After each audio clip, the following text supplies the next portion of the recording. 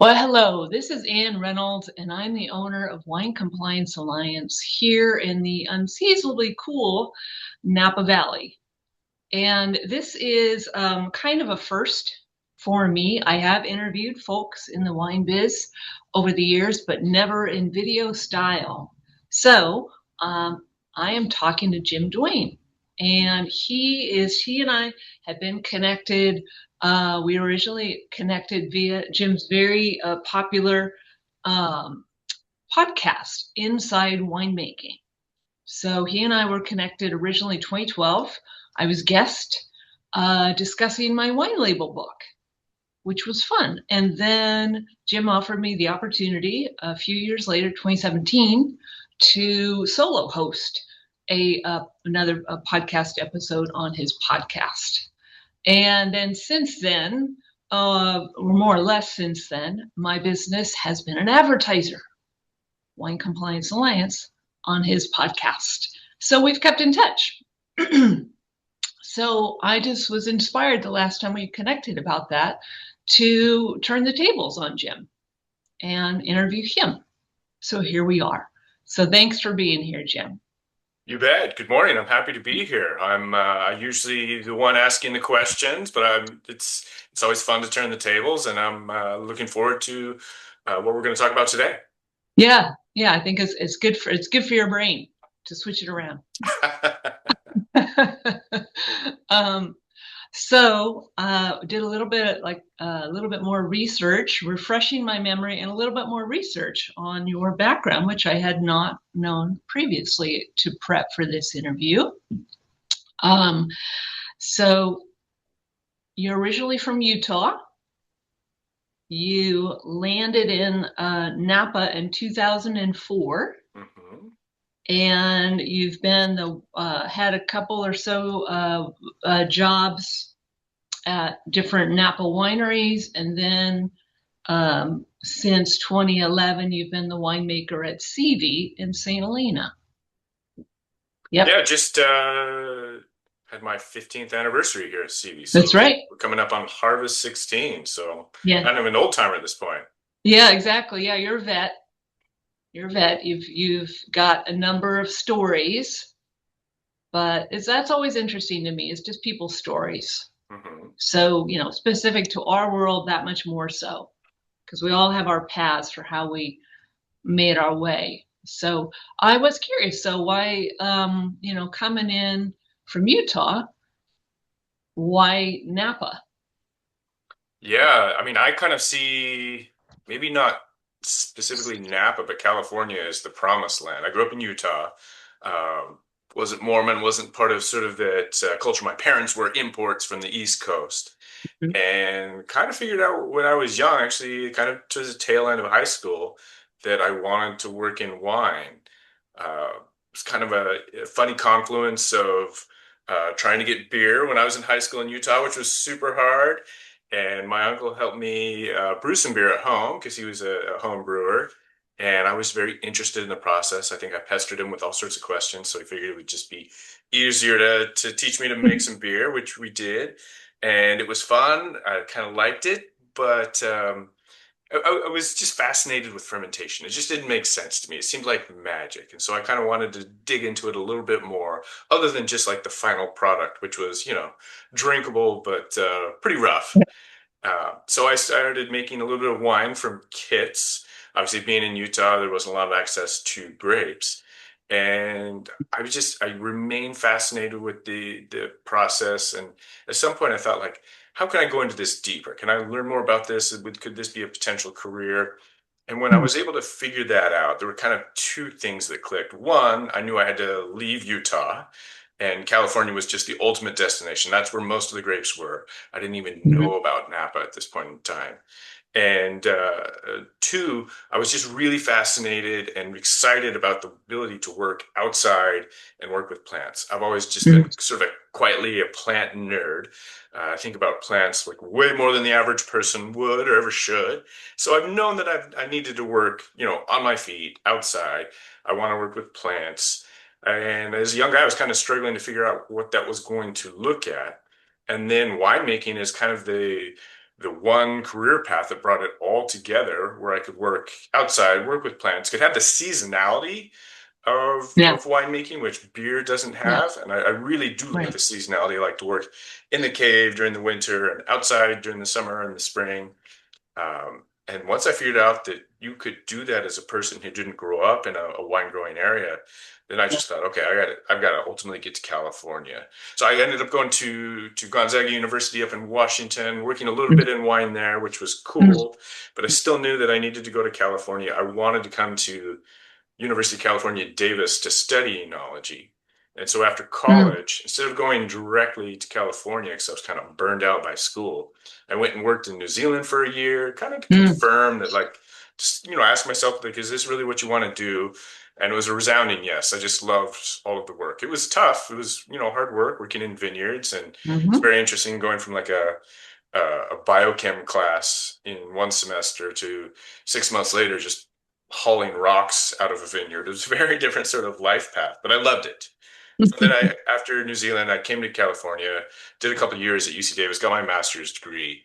And from there, then I was kind of excited to come to Napa because that's where, that was just the premier, it is the premier winemaking region of the US and California. It's where all the jobs were. It's just the concentration of education.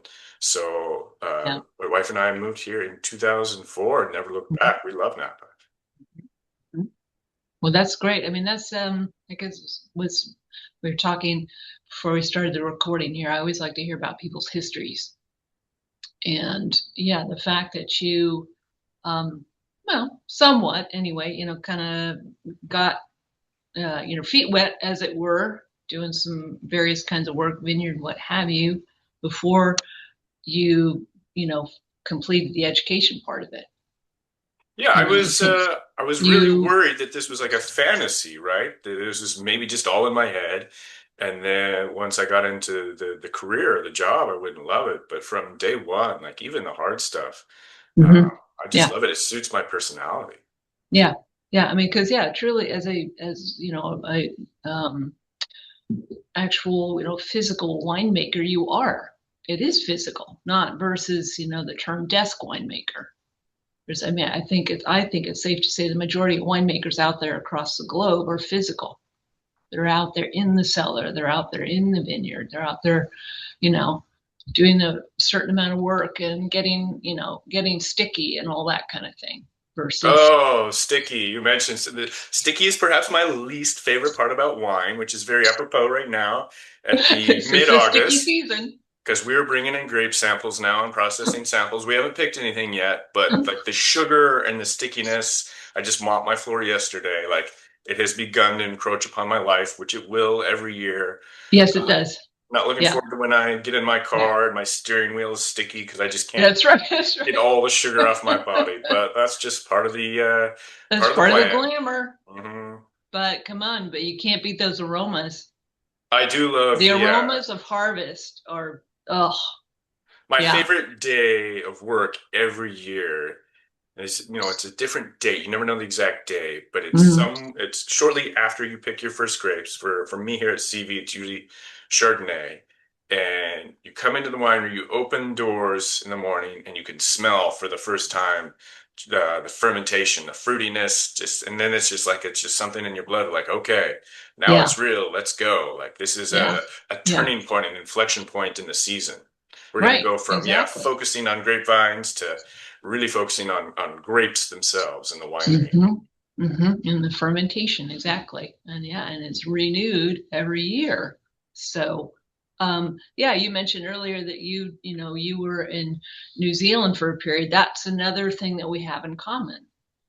Oh I was yeah? in New Zealand in 1997 for 6 months and just loved it, loved it, loved it. And then the other thing we have in common is we both teach in our areas of expertise, which I think is really, I think we're kindred spirits in a lot of ways, you know? So, and then your podcast, which you started in 2014, reading, the summary that you have on the podcast website. You basically you wanted to share stories that you would have liked to have been available in your early days of learning winemaking.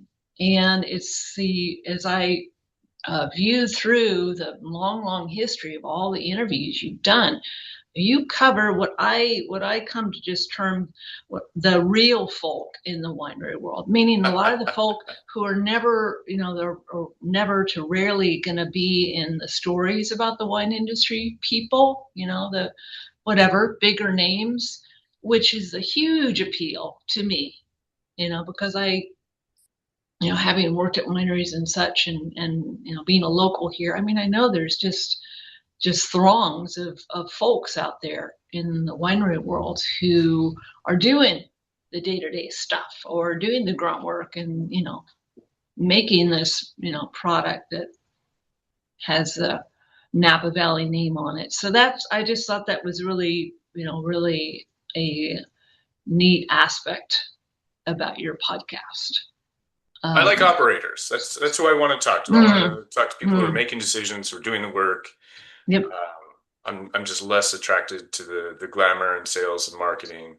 Yeah. I mean, I work in the cellar, so that's obviously, kind Right. of selfishly my interest. But, when I found podcasting, the medium in general, even before I started my own podcast, I just dove full in because it was the medium I wish it existed all my life. I do not learn well sitting down. I don't want to sit down ever again in a classroom in my life. I learn by talking to people, by listening to people, and I learn best on my feet.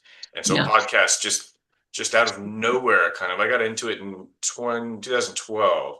It was just this new medium I thought was just the coolest thing ever. And I didn't necessarily set out to teach. I never thought of myself as a teacher. I just wanted to be involved, to have a podcast. For me specifically, I was working at Stag's Leap Wine Cellars. I worked there from 2005 to about 2011. And it was this fantastic experience where it was kind of like the apprenticeship period of my life. I was being mentored by not only the winemaker I was working for, my boss, but there were a bunch of other winemakers that were part of the larger group because Stag's Leap Wine Cellars at that point in time was owned partly by the Antinori family from Italy and St. Michel Wine Estates. So these two groups that had winemakers coming in from, both Italy and Washington and Oregon, and there was this nexus of very cool technical viticulture and enology, and I loved that. And then when I left to come here work at CV, which is a very small winery, all of a sudden I was just on my own, and so I craved that sort of technical relationship with other people. And so I started the podcast kind of just to satisfy my own needs for curiosity, for networking, to be able to talk to other people. And podcast presented a unique opportunity to talk to someone in a long form. So this isn't like a coffee where maybe you get 15 minutes of someone's time, but it's kind of a way to leverage the audience and the platform to have at least an hour-long conversation with someone and really ask the questions that that are on my mind, and to get to know people. And so it's a way that I've kind of built a resource of technical winemaking education. I mean, when I was young, when I was in Utah, I went to the library when I first had an interest in winemaking, and there were essentially a couple weird old British books on how to open a wine bottle, but nothing on enology.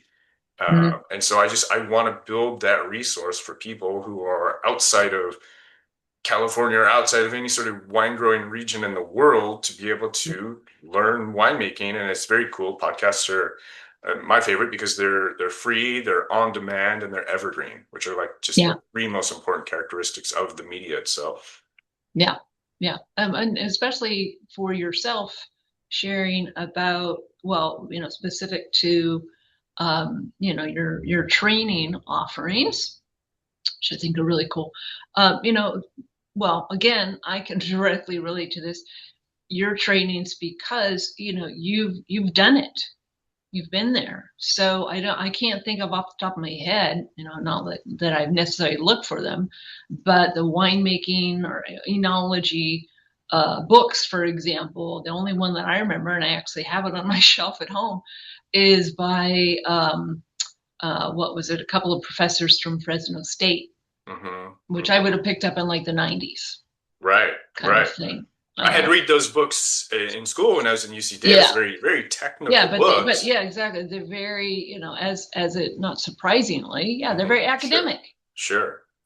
Yeah, but but they're not like if you real want world. Here's what it looks like when whatever load of grapes comes in and you're off to the races, in the cellar kind of thing. So that's a huge perspective to be, as an expert who's literally doing this stuff to be sharing. I got a really good piece of advice when I started the podcast. And I was about to start my interviews, and I talked to a guy, a local winemaker named Steve Mathiasen, Mm-hmm. and he had been on some other podcast that I had listened to. And so I was talking to him on the phone, and he said, like, there's one thing I really think is true for you. And he said, and it proved to be the most true thing ever. He said, don't be afraid to get technical. And that was really helpful to me because I was concerned about the theme and sort of what the podcast was going to look like. I didn't want to alienate people by being overly technical, and I didn't Mm-hmm. want to dumb things down such that it wasn't interesting. And so that piece of advice kind of gave me the freedom to be very technical. And I hear from listeners all the time that they don't necessarily understand 100%, especially if they're new to wine or enology. But if you listen to enough podcasts, you hear things over and over. You hear them within context.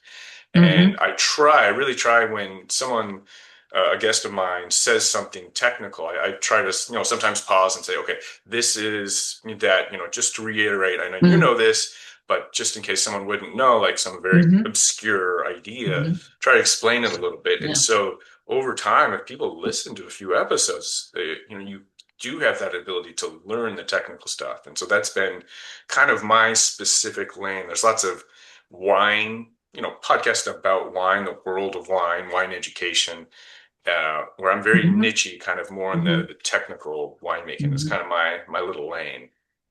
Exactly. Yeah. And I would imagine that the listeners, it's a benefit, like you're saying, just the sharing, technical stuff is a benefit to certainly the winemakers, winery folk who are listening, but also your wine enthusiasts, the ones leaning more towards the nerdier side of it, Hmm. if you will, Hmm. Hmm. you know. One downside to podcasts, which I don't love, is kind of the lack of demographic information that you get back.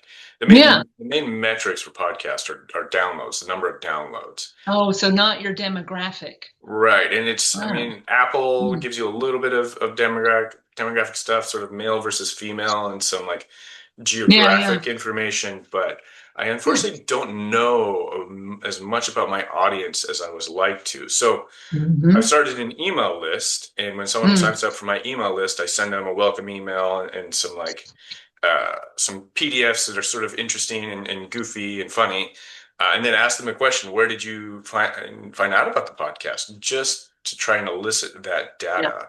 And so I kind of have these groups of demographics that I found from talking to people, but I only hear from a small portion of the listeners. Yeah. Yeah. But they're listening, whether or not you hear from them. It is kind of weird to think, as someone who works alone in a windowless cave for half of the year, that every day hundreds of people are listening to this podcast. It's a kind of an Yeah. awkward. And it's fun to meet people in person after they've listened to the podcast because they Yeah. know a lot about me from the podcast. So Yeah. it's a very asymmetric relationship that I've kind of sort of Yeah. struggled to get used to. You're like a celebrity of sorts, sort of thing. Because people potentially, I'm sure, have come up to you and said, "Yeah, I've really enjoyed your podcast," I don't or know about some the word such. celebrity. I still work in a cave by myself, so. um, yeah, so I just definitely wanted to touch upon that. The podcast, and it shows no signs of slowing down. You're a good around 12 years in Mhm. already, kind of Well, things. So and that I've, has to feel quite satisfying. yeah, I've let me think. I didn't know what it was going to look like when I Yeah, started. yeah, I really yeah. was going to commit to a year. I almost quit in the first year because no one was listening, but that's probably normal for It's small, normal. niche podcasts. Mm, I think I really turned the corner in 2017 when I started offering in-person winemaking classes. mm, mm. And it wasn't just a way to monetize, but it was a way to meet people that were listening Yeah. to the podcast to sort of close that loop of an otherwise one-sided relationship. And Mhm. so it's grown to, I teach winemaking classes throughout the year. And then a couple of Mm. years ago, I started doing group travel. So traveling to different Right. wine regions in Europe or in South America. And that's been a lot of fun. So that's kind of my main motivation to keep going for the podcast at this point. Yeah. Yeah. I mean, exactly. I'm not surprised to hear that how it's evolved, and not surprised to hear that you thought you perhaps were just going to give it a go for a year, and that you almost gave up because you felt like, if you will, nobody was listening. I think that's extremely common. I can relate to it directly because most of my stuff has been in the form of blogs. Hmm. Because that's something, when I started my business in 2009, I knew immediately I was going to have a blog because I had already been at wineries for 16 years. And so I had this wealth of information that nobody was writing about. Ah, very Nobody cool. was writing about it. Right. Nobody had, you would say winery compliance and people would just kind of, you know, Yeah, sure. what in Yeah, the world could that be? But it's total parallel with a lot of the common marketing in our world, where they're talking about, the grapes came from this vineyard and they were harvested on this date, and whatever, crushed on this blah blah blah. Who's tracking all that stuff? right, Or right. you're supposed to be tracking all that stuff, kind of thing. So, but that's, yeah, it's just cool to hear how it evolved, and then you still have this momentum with your adding, or whatever you've added in more throughout the year, in-person winemaking classes. And then, yeah, I saw on the podcast site, now you're a tour guide or whatever. It is, that's a good way to put it. So, I'm a glorified tour guide, but we get to go to fantastic regions. Just got back from Tuscany in June and was in Mendoza, Argentina in February. So I love the travel and taking small groups around and getting to see these wine regions that otherwise I might not have a chance to go visit. right. Yeah. Yeah, exactly. And it's a business write-off. That's right. Someone else is going to pay for me to to travel to Argentina. I'll take it. I ate um, steaks for 9 days in a row in Argentina, and that was wild. The wine was great, but I was so staked out, so beefed out after Argentina that I didn't eat beef again for another month. But it was a yeah. fun week off of reality Yeah, exactly. Yeah, well, you're combining being the tour guide with being a tourist, if you will. for sure. Yeah. So certainly keeps it lively that way. Related to the podcast, where does your inspiration come from as far as who to invite to be a guest? Well, that's a good question. When I first had the idea for the podcast, it was actually very awkward. I was in the hospital. My wife had just given birth to our second daughter. And I had this idea I wanted to create something. And like you, I kind of first gravitated towards blogging, and I was sort of building my website for that. And then I was just had this like honest moment with myself where I was like, I hate writing. I'd rather like scrub all the toilets, clean my nails. Like I'll do anything in the house to get out of writing. What am I doing? I can't write. And so then I was like, okay, well, podcast is maybe more of a better medium for me because I was listening to podcasts back then. But I don't, again, like I don't want to have to write a research report and then, you know, verbalize it on a podcast. So I came up with this idea of interviewing other people. But just randomly, I got this idea as I was sitting holding my newborn daughter, and she was sleeping. My wife is sleeping on the hospital bed. I mean, this is the day after birth. And I just had this idea, and all of a sudden I had to write it down. And the only thing I could reach was my daughter's hearing test. It was this little form they had just put in front of me. So I could reach that. I could reach a pen. So with one arm holding my daughter, the other hand, I flipped over that page, and I just wrote down the idea for the whole podcast, and what it would look like, how I wanted it to be, uh, and then a list of a lot of the winemakers that I'd like to talk to locally in Napa, where I'm based.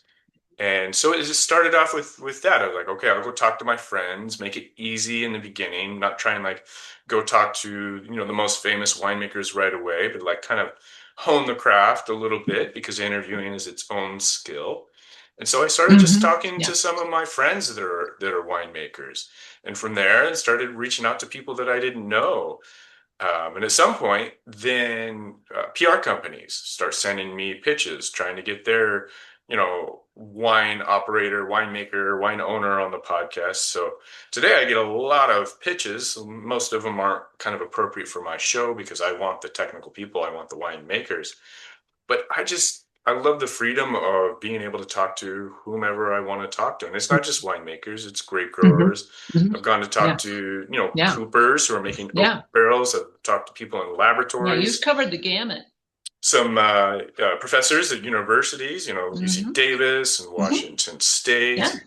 Um, Yeah. and so there's no shortage of people. I do really enjoy doing all the podcasts in person. I've done some Zoom Yes. digital recordings, especially during COVID, and they're just so much harder and they don't turn out as good. So I really try and stick with in person, which kind of limits me to geographically around Napa and Sonoma, Right. but they're just higher quality podcasts and I enjoy them so much more. So Yeah. yeah, there's no shortage of people. There's no shortage of winemaking topics at this point. No. No. Hey, did you frame that your daughter's hearing test? You know, with your notes on I it? actually lost that paper for about 10 years and Oh. then I found Okay. it 2 years ago. And I was Oh. like, oh my Yeah. gosh. And so I went back and I looked at it and Yeah. like I ended up building the business exactly as I had written it See, on that sheet. I love that's exactly what I was hearing when you would Yeah. sketch it out and you're like, oh, here's who I want to hmm interview. And it was just like you put it out there, right? hmm But yeah, that would be me. I would have framed that. Um, so kind of switching gears a little bit, what are your thoughts? You know, we're in a very unique chapter Sure. in the wine world. Um, I was just curious, what are your thoughts when I mean, all the gloomy, doomy headlines, what are your thoughts one way or another on the future of the wine world? Yeah, that's a good question. And well, it's always hard to predict the future. We can Hmm. we can definitely observe what's happening now, and there's just an overall worldwide decline in wine consumption. And for America, this is very unique because we're a younger winemaking region, and the Hmm. industry's just been like in an upward trajectory for 30 years. I mean, you have big events like in Yep. 1976, the Judgment of Paris, where Right. some of the Napa wines bested some of the French wines, and that put us on the world stage, on the same table with some of the best wines from France. So that was like a watershed moment for the wine industry. And then in the early 90s, 60 Minutes did the segment called The French Paradox, where Hmm. they relayed that drinking red wine was correlated with better cardiovascular health outcomes. Yeah. And that just brought more and more drinkers, people, consumers into wine. And that's, it's kind of paralleling the rise of the baby boomer generation and the growth of the middle Hmm. class. Yeah. And Yeah. some of these people also coming back from World War II, where they first experienced wine in Europe, Hmm. were starting to have wine in their homes in America, and their children grew out of that. Hmm. And then we peaked. And, whether it was Hmm. right before the pandemic or during the Yeah. pandemic, the Yeah. COVID sort of made this unnatural spike in wine consumption where Yeah. people were drinking a lot more. And Yeah. wineries thought this was great because they were selling more wine. And pretty quickly, we realized after COVID, after people went back to work, after people went back to restaurants, that consumption at home and buying wine online kind of cratered. And consumption overall was really stagnant and falling. And this is just, this is going to happen with any industry. You can't have just perpetual increase Yeah. demographics like we've had Yeah. and wine drinking trends.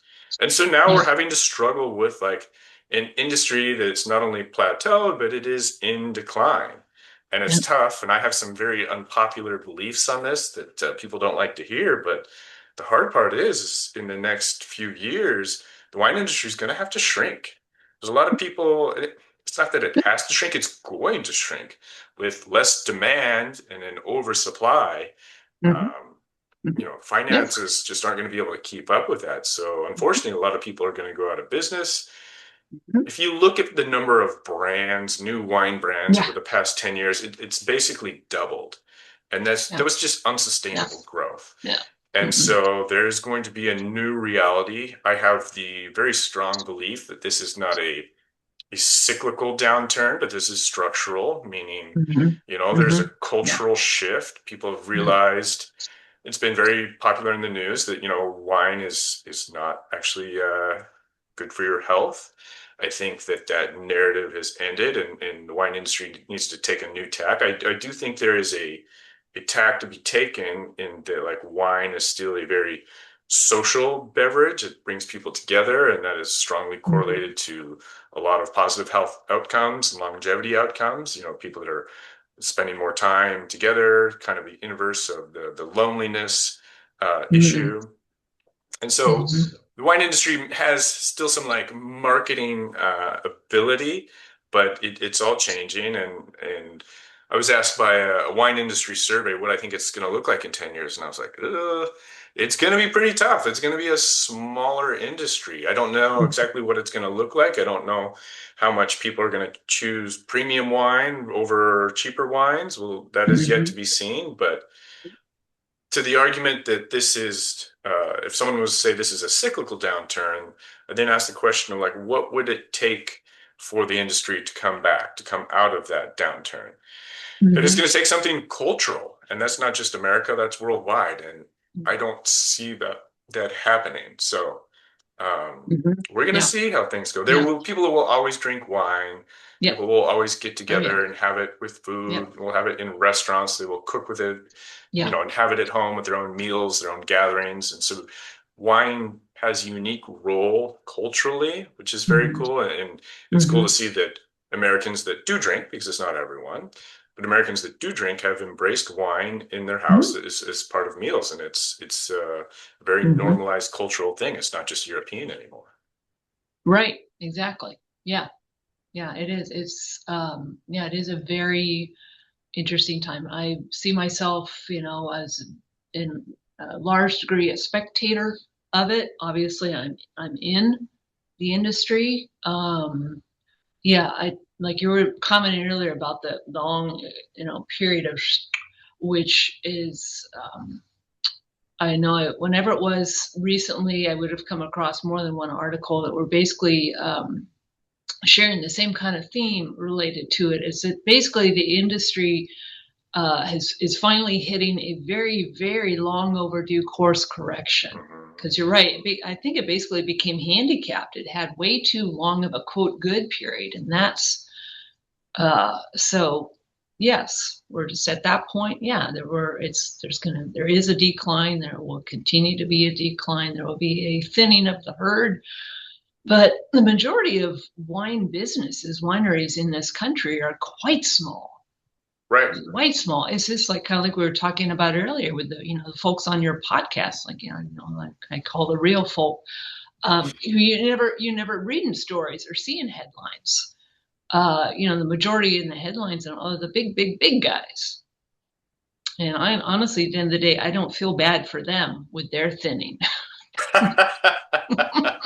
No one feels bad for the people at the top, but this No, is this is no, going to hit everyone. This is going no. to hit us all. I mean, I Yeah, personally like exactly. But I'm I mean, I'm making still I'm oh, still buying wine. okay. That's still Me my too. go-to beverage is wine. Yeah, I grew up here, but I remember growing up with it would probably have been, I don't know if it would have been like, Gallo jug wine or something. Mhm. I remember it on the dinner table. My parents always had wine on the dinner table. So it's been a part of my life kind of thing. Do you know what's So funny is my kids now tell me that they don't plan to drink wine or anything when they grow up. They're still teenagers, so yeah, we shall they're see. yeah, but we'll Yeah. we'll we'll find out. But like Yeah, if you get a ask them, they sworn have it. statement from them now and then Oh, pull it out yeah, in a few years. Because, yeah. yeah, it's like a lot of things in life. It's an evolution. So, um, okay, so last area of topic area is related to my world. I was Okay. curious, as a winemaker, what have your compliance interactions been? Okay, well, that's a great question. This is why I was so happy when I met you years ago. Mhm. I remember you reached out because you had written your book, Mhm. and it was a great book because it was short, it was simple, it was to the point, and it directly answered a lot of the questions that I had. But a Mhm. lot of the questions I had came from other people starting wine brands that Mhm. wanted to know about what licensing they needed, Mhm. Mhm. how long it was going to take to get that's probably the most common question I get Yeah. on wine compliance is, okay, I'm starting this brand. I've got my grapes coming in 2 months and I've got the facility all set up. But now I need to go get all these licensing. And then I just heard that I can't actually do anything until I get the licenses. How long is it going to take? I'm Yeah. like, ooh, I did not know the answer Yeah. to any of those. Which Why would is, you? yeah. Well, which is then fantastic that we met because that is your world. You know Mhm. the federal timelines, the state timelines. Obviously, Mhm. you're probably an expert in California more than the other states. Mhm. Yeah. But so yeah, people were asking me what licensing do I need, and I had to go out and learn. And that's you know when I gave you that opportunity to do that solo podcast. Mhm. That wasn't just me being lazy, but thinking like, okay, you receive the most questions from your clients, so you know the main questions that people are asking them. I kind of Right. want you to just, instead of me making up questions, you relay what you get asked the most frequently, what you have to work with, and then you can answer those questions. Um, and that honestly, the compliance stuff, it's not only I don't know it, but like I'm just not that interested in it. I'm a guy who wants to play with Yeah. grapes Be and honest. wine. Yeah, and federal and state bureaucracies are not a lot of people's favorite agents to work with, but Right. to have someone who can navigate through that process, who can answer the question, who knows the timelines, like Yeah. that's an incredible skill. And I think people are often, I'm sure you encounter this, a bit naive about the expense, how much they're going to have to pay, both in terms of money and time in getting the licensing and Yeah. maintaining the licensing.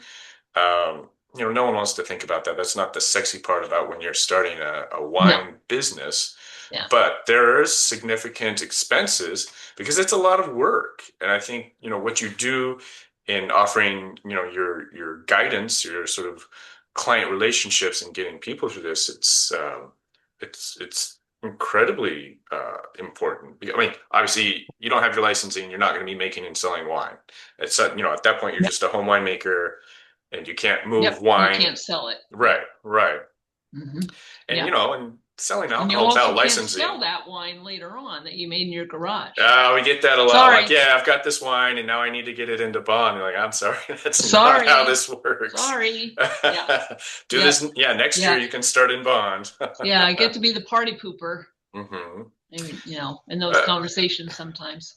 but okay, what are the other main questions you get other than the couple that I've mentioned already? Because I'm sure there's like five Hmm. questions you get 90% of the time. Yeah, you're right. The good old timeline. What are the licenses that are required? Which before we can. That's basically two paths kind of thing. Right. And it all has to do with the question that's pretty quick out the gate in those conversations. Who do you vision plan to sell your wines to, and Right. where are they? Yeah. And then I usually elaborate on that.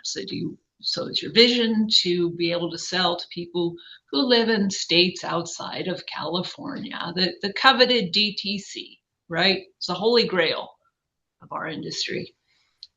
And as soon as they come back to me with a yes, that immediately tells me this is the path they have to go. hmm You're probably familiar, alternating proprietor, an AP.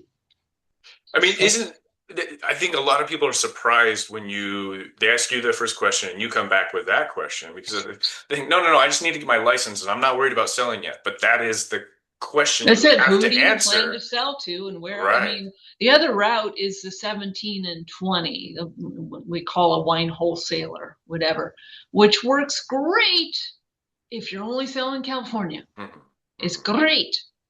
But the majority of folks who I work with, who I'm assisting with those original licensing, are that AP route. So Right. that's basically an alternating proprietor on paper gets the same stuff that a brand new standalone winery gets.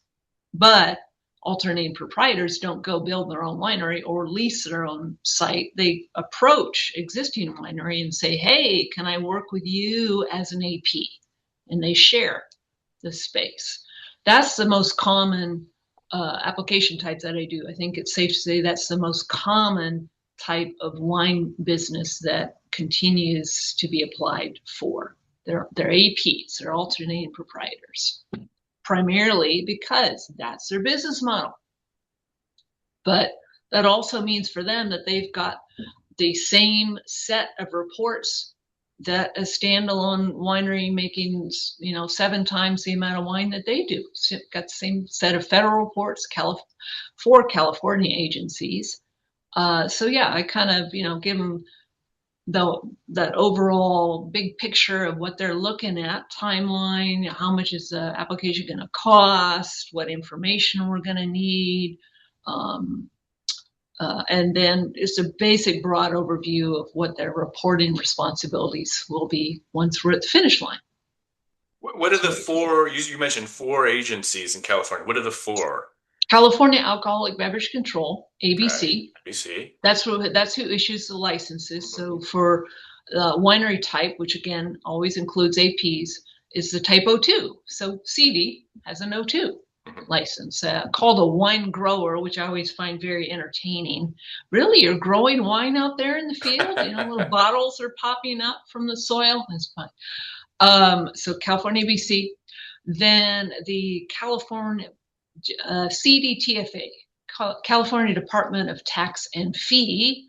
So that's good old, of course, any business selling tangible product, California sales tax. But then in the case of a winery, an O2 license holder, they also have to get a wine grower tax account, California's excise tax. Then the California Department of Food and Ag, CDFA, because they're either growing and or purchasing grapes for their Mhm. product they will sell. So then they have to register with them. That ties in directly to California Grape Crush report. And then the fourth agency is the new guy. That's Cal Recycle. Oh, that's right. That's right. Yeah. So you have your Yeah, CRV on the back of the bottle. Yeah. the CRV, exactly, and the Mhm. required reporting with them. So yeah, and they're all tied together, all those reports. The top is the feds, is the TTB, and that tends to be the lion's share of the reporting. But more often than not, the numbers that are on that federal report are what are feeding the other California reports. So stuff is really connected together. But yeah, I was just curious if you as far as, are you involved when you're talking about my book? Are you involved at all, say, with label design? Oh, So looking at, right. does this wine qualify to put the varietal or Right. the appellation Right. or the stuff like that Mhm. as a winemaker? Yeah, your book was, I think, every winemaker should have your book because it just very clearly lays out some of Mm-hmm. the basic varietal, vintage, provenance Yep. rules that the TTB covers, Yeah. which, Yeah. on the surface are very easy, but then when you get into like co-joined labeling and or conjunctive labeling, like some of Yeah. it gets intricate and confusing. It does. Yeah. Yeah. You start having to sometimes you can have like a rather elaborate flow chart going Hmm. on there or something. Exactly. It depends on what you're wanting to put on there. Um, And I can tell you from experience, having been through a TTB audit at a mm, winery, that mm-hmm, this is serious. They take it serious. mm-hmm. I've experienced in the one audit we went through, like a very small mistake. There was a wine that was it's an estate wine, which is an official. We put estate produced and Yep. bottled on the label, which Yep. is very official wording Very, per the yes. TTB. Uh-huh. And we Yeah. had one of the lots had been the state wines had been topped, but topped with another state wine, so that's okay. Yep. But the topping lot had been topped with a non-estate wine. And it was something, it's absolutely ridiculous, the volume of non-estate It wine that went is into the estate exactly, bottling. It yes, was yeah, like, like a couple of tablespoons, yeah, yes, in a 3,000 gallon tank. yeah. And the TTB had no sense of humor. They made us pull all of that wine Oh wow, out of market because it was already in the oh market, wow, out of 49 states, and right. sell it through in California because the TTB wasn't going to supersede the state of California. Uh-huh. But you can Okay. imagine going to all your distributors who then have to go to all the retail accounts and restaurants and say, I'm sorry, we sold you this wine. We have to pull it back. It was really painful. So the TTB does not joke around. I have another friend with Yeah. kind of a similar story where he had labeled, the AVA for his wine, and the TTB looked it up, like his different sources of vineyards, and found that one Mm. vineyard was actually physically outside of the perimeters, the delineation of Yeah. the AVA. Yeah. And so at that point, then he said, okay, well, what do we do? Like the wine's, bottled, labeled, it's out. And the TTB said, okay, we'll just, correct this in the future, but you got to pay $500 for every shipment that you have that has included this Mm. wine, which Wow. was 1,000 shipments.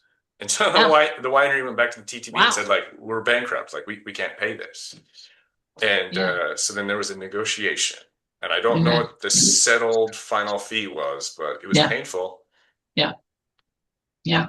Because they right. That's I'm not surprised to hear about both of those and interacting with the TTB that they're that detailed and that, serious about Hmm. it. Um, They're even good at their job. It's like yeah, if I've always found them very good to interact with. Yeah, it's Yeah, like they're good cop, bad cop. They were really nice guys, yeah, very thorough, but when it yeah, came time for like dealing with problems, they were not messing around. yeah, exactly. So I mean, I'm really glad that um, you shared those stories because yeah, I mean they those audits they do uh, for the most part, I think a lot in most cases they are random. Yeah. In some cases, they're more red flag, meaning a winery has never ever submitted a report, kind of thing, or something. Ooh, But that would be a problem. yeah, but this I mean that's the other odd thing for wineries is you become a winery and you get your TTB basic permit and they send you this approval letter, congratulations, and part of that letter it says you're required to be keeping these records and filing these reports, and that's all the information you're given. So because that was my experience working when I first started doing the tracking stuff, so databases in 1998 at Sterling, they had just gotten a database software. Was it, this was the wine industry was kind of slow to come into, Right. really doing things properly as far as tracking and record keeping. And yeah, I mean, I just kind of jumped right into it. I just jumped into the deep end of the swimming pool and I figured it out as I went. And, I learned Hmm. over time. Yeah, it was kind of bumping around in the dark, but I figured it out little by little by little because I was in the perfect place to learn it. I was at wineries. Yeah, I So mean that's yeah, right. So you're working, you kind of get your education on the job. I did. I got Um, paid. I got my yeah. education was paid for. Well, and some of And it the was fun. you mentioned like the early software in the 80s, probably was it Winemaker's Database back then? Yeah, that was Yeah, that was actually right. my entire career. I was at sites that had winemakers Yeah. database.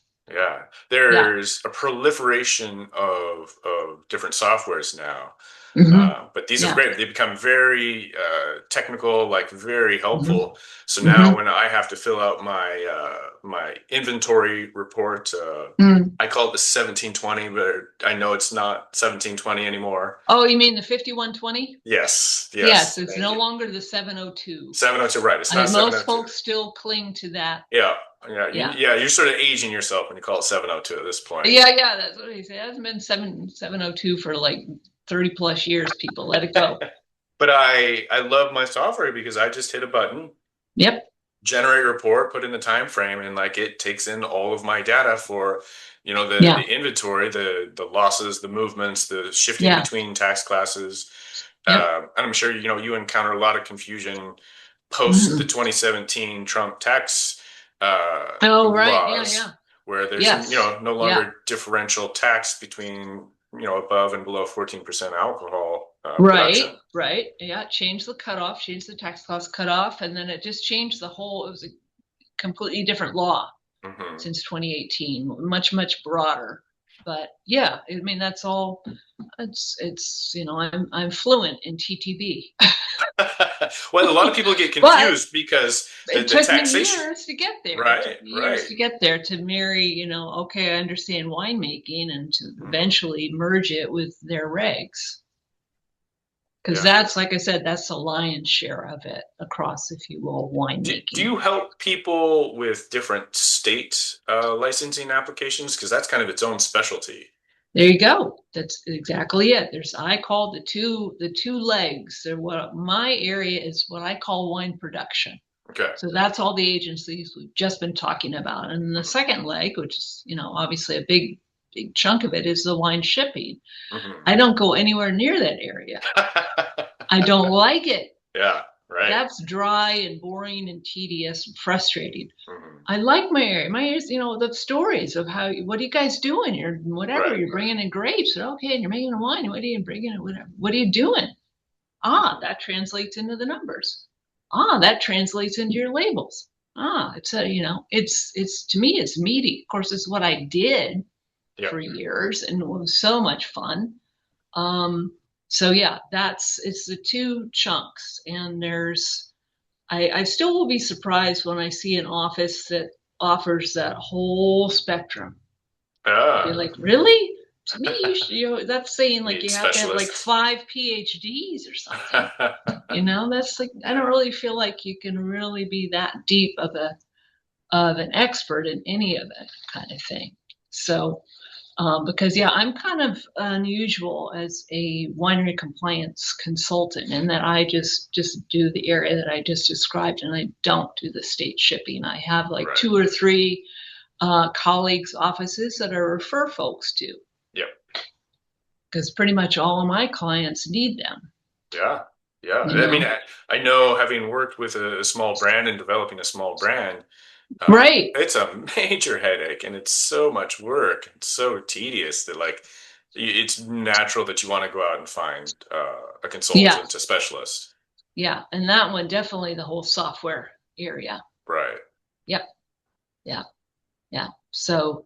Um, Is there, well, just one last question, I think. Is there some sort of compliance question that you have had that want an opportunity to get answered here? Oh. I mean, Yeah, honestly, well, think about that one if nothing springs to mind. But yeah, yeah. I mean, it's the questions I asked you, which the main one was how long is yeah. this going to take? Which first Well, time I had a right. chance to ask you, I was like, Okay, well, tell yeah, me. just we'll answer that one. So the answer that I always give folks is if we were submitting your applications today, and my office's style has always been I'm submitting your federal, your TTB, and your California ABC at the same time. So clock starts ticking. So fortunately, the feds are still faster. They're generally still around 3 months. California ABC, is almost always, if not every single time after that, more nudging up against 4 months. So, yeah. But a lot of that has to do with any given, like in my case, my office, I'm very aware of this is when we submitted it, and I'm keeping an eye on that 3 months. And then I'm kind of nudging those government representatives that I'm interacting with. Hey, how we doing? Need anything else? Whatever. As I just like to keep things moving. But yeah, that's 3, 4 months is still. And then I Okay. think you mentioned earlier, like, people, the comment perhaps from people saying, well, I can't do anything until I have the licenses. Yeah. The main thing they cannot do is sell.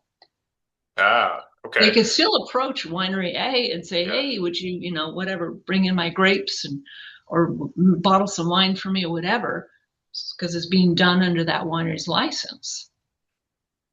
So can I ask you a question that's kind Yeah, of along the lines you were just speaking? yeah. So Okay, imagine it's July 15th and someone gets this idea they're going to start a wine brand and they're going to want to be picking grapes September 1st. So maybe they, you know, submit their paperwork, but like you said, like they're not going to have their licensing, federal or state, by the time they pick grapes. What does that person need to do to start the process of while they're waiting for that Mhm. licensing? What can and can they not do in terms of making wine?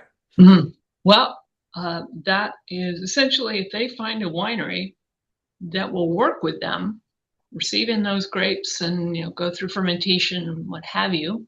Under that Uh, winery's bond, there then, you go. okay. Exactly. It goes under that winery's license, under that winery's bond, TTB, uh, um, bonded winery. And so meaning that they're reporting pounds of grapes that came in, how many gallons became after fermentation, this kind of thing. And they just hold on to those gallons until that new business licenses are approved.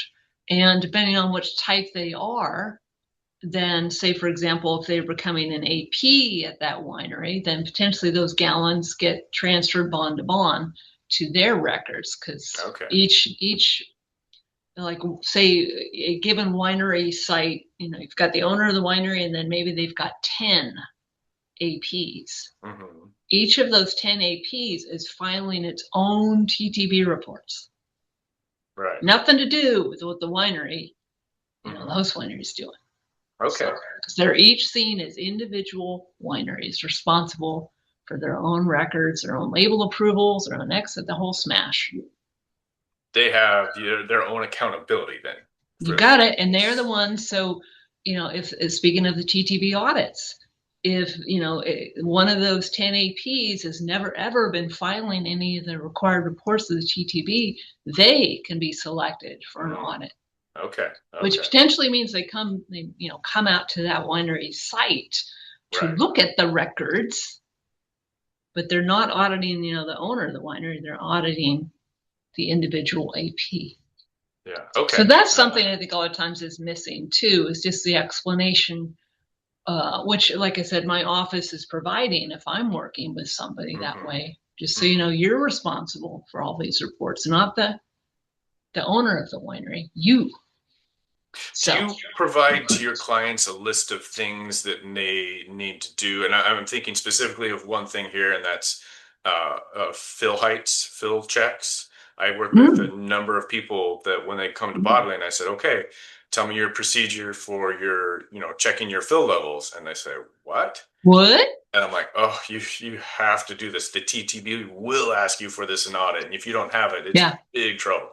But do you yeah. provide a list of things to a client that, like, okay, you need to do these things to stay? Um, these are the essential, actions you have to take. I've never provided them guidance related to fill heights. I could tell you that. Okay. Um, um, I wonder how much of that gets covered in this era that we've been in for a while with the mobile bottlers, if they're savvy to that. But I am But providing them a summary of here you have this basic permit with the TTB. Here's this 51/2017 report you have to file. You might have to file the excise tax report. If you bottle wine, you have to do a label approval, just mhm, kind of a broad overview. And that's where, the creation of some of the training courses that I've developed starting in 2021. Um, have now some have begun to take form, cool. and most of them so far are focused on the TTB. Mhm. First, one first one out the gate, the TTB reports all U.S. wineries required to file, which is just basically a broad overview of those three reports. And then the plan is still to just get more down into the details of each. What Very does it cool. actually look like to fill out Mhm. this report? Yeah. What does it actually look like to design a label or submit a label approval? Stuff like that. Like you're talking about, the more the nitty gritty, here's some Mhm. real world examples of what it looks like, kind of thing, to make it as practical as possible. for the folk out there who need it, who were looking for it and they can't find anything. Because that was me back in Right. the late 90s. I was looking for answers to questions. Couldn't find anything. So, you know, so that was a lot of my drive was to share. I mean, that's why I taught at the college for a number of years, because I wanted to share the information that I had been looking for a few years before that. So it's been really lovely to have come full circle. Very cool. Yeah. Yeah. Well, I think we've covered all my questions. We've covered a lot of ground. I think this is a perfect if this is the beginning of doing more of these. I think you're about the most perfect guest to have landed on to kick it off. Oh, thank you. That's So, very kind. I appreciate that, Anne. yeah. Yeah. So, well, I wish you well with your 17th harvest, 16th harvest. 16th or 16th CB. harvest. Yeah. Okay. We're gonna Hey, start next that's week. how many I did. I did 16 and then so, and yeah, um, definitely appreciate your time. This has been a lot of fun. Okay, it's been great, Anne. Thank you so much. It's been fun Yeah. to work with you over the past 10 years, and I hope we Yep. get to do more in the future. I wouldn't be surprised. Okay, All right. Thanks, Jim. take care.